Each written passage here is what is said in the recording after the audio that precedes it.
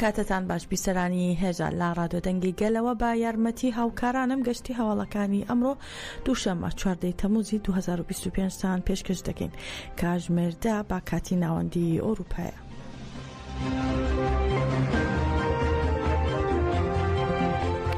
ئیدارەی خۆبەڕێوەبەری هەرێمی باکوور و ڕۆژهەڵاتی سووریا دەربارەی دوایین کۆبوونەوەکان لا نێوان ئیدارەکە و حکوومەتی کاتی سووریا ڕاگەیاندراوێکی بڵاو کردەوە و لا ڕاگەیاندراوەکەدا هاتووە کاتی ئەوە هاتووە ئەم زمانە تێپەڕێنین کە دژی فرەنەتەوەی سووریایە. دەشڵێن فرەدەنگی لا سووریا دژی یەکێتی نییە بەڵکو سەرچاوی هێزەکە کات دەبێت بیپارێزین. ئیدارەکە ڕایگەیاندووە یەکێتی سووریا بابەتی دانووسان و سازشکردن نییە بەڵکو پایەکی سەرەکیە لە ڕوانگەی ئیدارەی خۆبەڕێوەبەری و هەموو هێزە سیاسیانەی هاوبەشن لە پرۆژە دیموکراتیکەکەدا.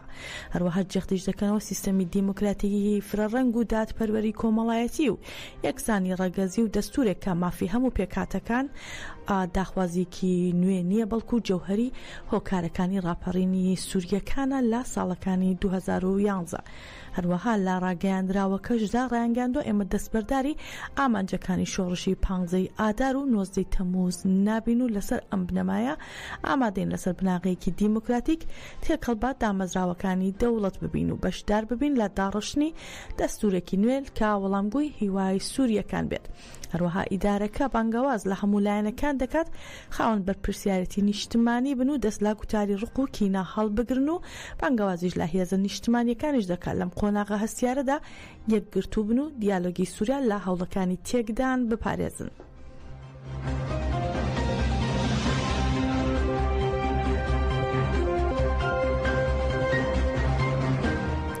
لەم هەفتەیەدا پەروین بولدان، محەممەد سانجار و فایق ئۆزگور ئۆرۆل ئەندامانی شاندی ئیمراڵی پارتی یەکسانی دیموکراسی گەلان دەم پارتی بڕیارە سەردانی جەهەپە مەهاپە و پارتی پاشە ڕۆژ بکەن. بەرنامەکانی شاندەکە بەم شێوەیە لە ڕۆژانی 16 تەموزدا لە ناوەندی گشتی پارتی پاشەڕۆ کۆبوونەوە لەگەڵ ئەحمەد داودۆغڵو دەکرێت و هەروەها لە فراکسیۆنی مەهاپەش لە پەرلەمان کۆبوونەوە لەگەڵ دەوڵەت باخچەلی دەگرێت. بڕیاریشە ڕۆژی 7 تەموز لە ناوەندی گشتی جەهەپە لەگەڵ ئۆزگۆر ئۆزار کۆ ببنەوە.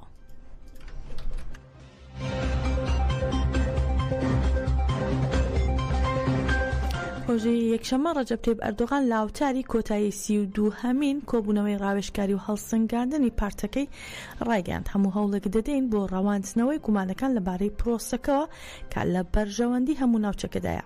هەروە دەشڵێت بەرپرسیارەتی پرۆسەکە لە ئەستۆی هەموو لایەنەکانە و دەمانەوێت هەموو پارت و لایەنە سیاسیەکان لە پەرلەمان پشتیوانی لە پرۆسەکە بکەن هەرچەند کەسانێکان کات دژایەتی پرۆسەکە دەکەن. ئەردۆغان باسی لەوەش کرد کە ئاکاپا مەهاپە و دەرم پارتی سوورن لە بەرەو پێشبردننی پرۆسەکە و دەرگای سەردەمێکی نوێ لە بەردەم وڵاتەکەیان کراوەتەوە و دەشڵێت ئایندێکی ڕوونمان لە پێشە و سبینێ لەمڕۆ باشتر دەبێت. هەروەها ئەوەشی خستوەتە ڕوو کە شەڕ زیانی 2 تریلیۆن دلاری با تورکیا گەیاندووە و بۆ لەمە بەدووە ئەم پارەیە لە ئاوەدانی و بەرەو پێشبردننی وڵات خەرج دەکرێت.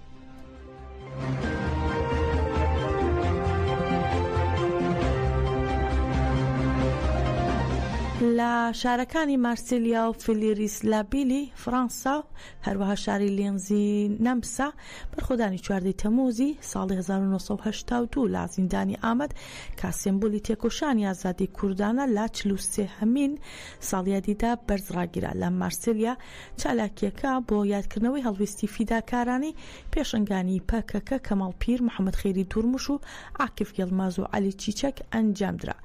لەوێدا تیشکرایە سەرگرنگی بەرخۆدانی 14 تەموز و پارادایمی ئاشتی و ئازادی ڕێبەرۆجەلان. هەروەها پەیامی کەجەکەش خوێنرایەوە و دوو پاتیشیان کردەوە کە بە بەرخۆدان ئایندەی ئازادی گەلی کورد بنیاد دەنرێ.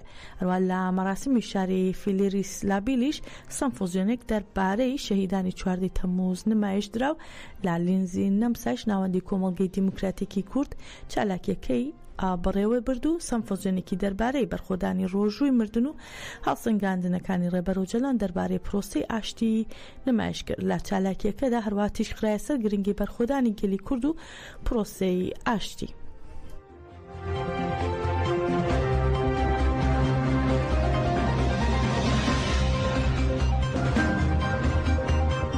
هەربابۆنەی ساڵوەگەری ڕۆژووی گەورەی مردنی 14 تەمووز کۆمەڵی هونەری ئازادی ئەوروپا کلێبێکی ئامادە کردو بۆ بۆنەوە و یادی تێکۆشەرانی زیندانی ئامادەی کردوتەوە. هۆنراوی کلیپەکە لەلایەن زیندانیانی ئەو کاتە نووسراوە و لەلایەن بەرماڵچەم مراد پاشتران ببورن ئەڤین ئاکسۆی و فرات باران پێشکەشکراوە. کلیپەکە لە ژێرناوی پوێری زیندانی ئاماد هەموو ڕێگاکان بەرەو ئاماد دەڕۆن بڵاو کراوەتەوە.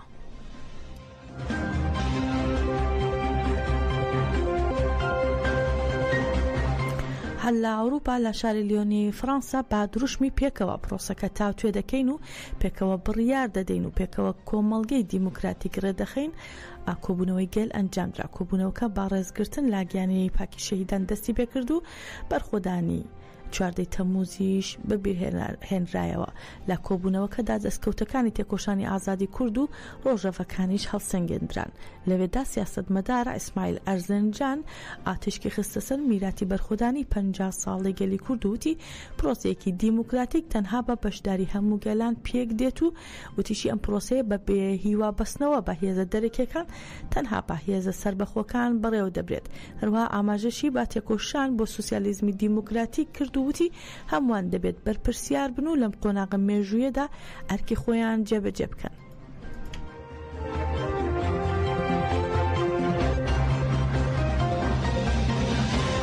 هەروەها بابۆنەی 95مین ساڵیادی کۆمەڵکوژی زیلان کە لە ساڵی 1930 لا ناوچەی ئەردی شیوان ئەنجامدرا بەراسمێکی یادکردنەوە بەڕێوەچوو. بابۆنەی 95مین ساڵیادی کۆمەڵکوژی زیلان کە لە ناوچەی ئەردی شیوان ئەنجامدرا مەراسمێکی یادکردنەوە بەڕێوەچوو قوربانیانی کۆمەڵکوژیەکە یادکرانەوە. ڕێخستنی پارتی یەکسانی دیموکراسی گەلان دەم پارتی لە ئەردیش لەو گوندەی کە کۆمەڵکوژیەکەی تێدا ئەنجامدرا بەڕاسمی یادکردنەوەکەیان ئەنجامدا و لەوێدا پانکارتی کۆمەڵکوژی دۆڵی زیلان لە یادناکەی تاکو دووبارە نەبێتەوە هەڵگیرا.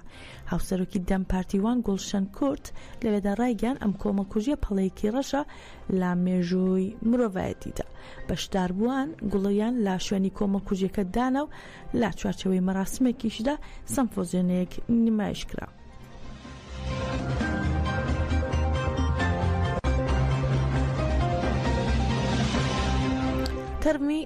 تەرمی شەروانی یەکینەکانی پاراستنی ژنانیە پەژە سیهام ئیبراهیم با ناسناوی ژیندا بۆتان کە لە 25 کانونی یەکەمی 2024 لە قەرەقۆزاق شەهید بوو لە گۆڕستانی شەهید دیجلا بە خاک سپێردرا.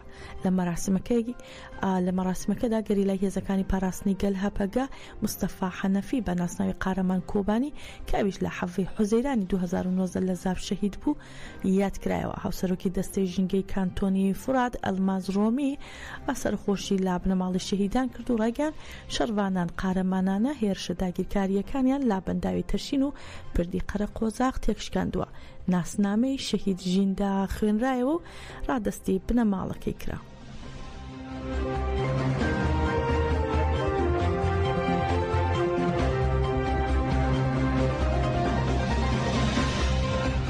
ئەنجومەنی دادپەروەری و کۆمەڵایەتی ژنانی کانتۆنی جەزیرە سەبارەت بە بانگاوازیەکەی ڕێبەرەوە جەلان بۆ ئاشتی و کۆمەڵگەی دیموکراتیکی 27 شوبات و هەروەها بانگاوازە مێژوویەکەی 9 تەمووز ڕاگەاندراوێکی بڵاو کردەوە و ئاماژە بۆ دەکات کە ئەوان وەک ئەنجومەنی دادپەروەری کۆمەڵایەتی ژنان پشتیوانی لە بانگاوازەکە دەکەن و دەشڵێن بانگاوازەکەی ڕێبەرەوە جەلان زۆر گرنگە و بە ڕۆژەڤکردنی ئاشتی نەک تەنها بۆ کۆتایی هێنان بە شەڕ و دەستبەردانە لە چەک بەڵکو بۆ گەلی کورد و هەموو گەلانی ناوچەکە سەرەتای مێژوویەکی نوێیە. هەروەها لە ڕاگەیاندراوەکەیاندا داوا لە دەوڵەتی تورکیا دەکەن بە ئەرکی خۆی هەستێت و داواش لە ژنانی نوێنەری پەرلەمانی ئەنکەرا دەکەن با گوێرەی تایبەتمەندی و هەستیاری ژنان مامەڵە لەگەڵ دۆخەکەدا بکەن و پێشەنگایەتی پرۆسی ئاشتی کۆمەڵ دیموکراتیکیش بکەن. لە کۆتایی ڕاگەیاندراوەکەشدا داوای مسوگرکردنی مافەکانی ناسنامە ئازادی و یەکسانی گەلی کورد و هەموو گەلانی تورکیا کراوە و ئاماژە بۆ کراوەکە کۆتایی هێنان بە پارتی کرێکارانی کوردستان پەکەکە و بێدەنگکردنی چەکەکان باواتای تەسلیم بوون نییە بەرامبەر بە حکوومەت و دەوڵەتی تورکیا بەڵکو دەرفەتێکە بۆ ئاشتی بۆ گەلانی ڕۆژهەڵاتی ناوەڕاست.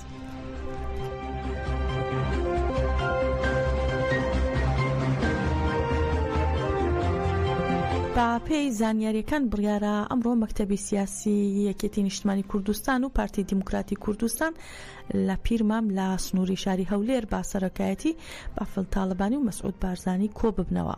زانراویشە لە کۆبوونەوەکەدا چەند پرسێک تاوتوێ دەکرێت، لەوانش موچەی فەرمانبەرانی هەرێم و پەیوەندیەکانی هەرێم و بەغداد و پێکێنانی کابینەی دەیەمی حکوومەتی هەرێم. هەروەها لە ماوەی پێشتردا شاندی هەردوو حیزب 12 جار لەبارەی پێکێنانی کابینەی دەیەمی حکوومەتی کوردستان کۆبوونەوەیان ئەنجامدا بوو.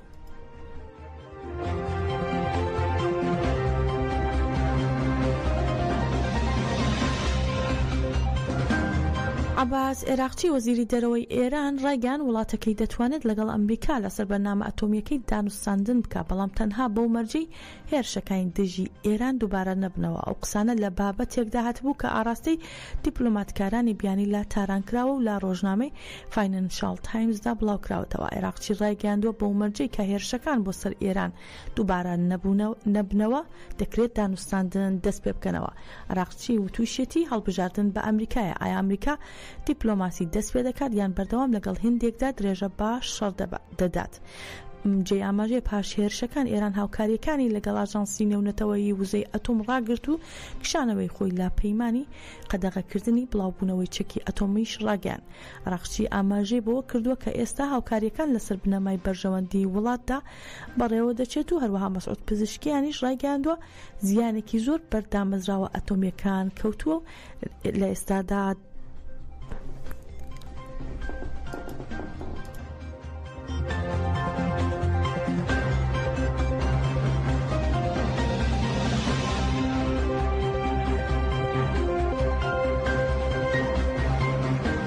تۆڕی ئیسرائیلیکان و ڕۆژنامەی GVT ئیسرائیلی سەبارەت بە ئەگەری هێرشی ڕاستەوخۆی ئیسرائیل بۆ سەر عێراق بڵاویان کردوێتەوە ئیسرائیل هەڕەشەی هێرشی ڕاستەوخۆ بۆ سەر حکوومەتی عێراق دەکات ئەگەر هاتوو گروپە چەکدارەکان هەر هێرشێک بکەنە سەر وڵاتەکەیان. ئاماژە بەوەش دەکەن بەرپرسانی ئەمریکی گەیاندنی پەیامێکیان لە ئیسرائیلەوە بۆ عێراق پشت ڕاست کردێتەوە لە نێویاندا هەڕەشە بۆ بەکارهێنانی هێزی سەربازی لە ئەگەری هەر هێرشێکی دوژمنکارانە لەلایەن گروپە چەکدارەکانی ناوخۆی عێراق دژی ئیسرائیل.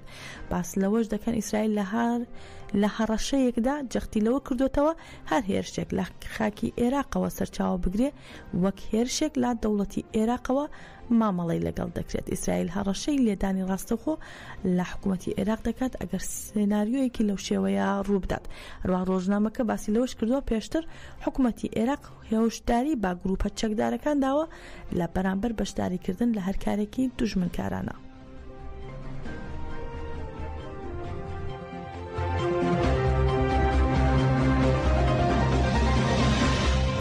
گەشتینە کۆتایی گەشتی هەواڵەکانی ئەم کاتژمێرەمان هەر شاد بن.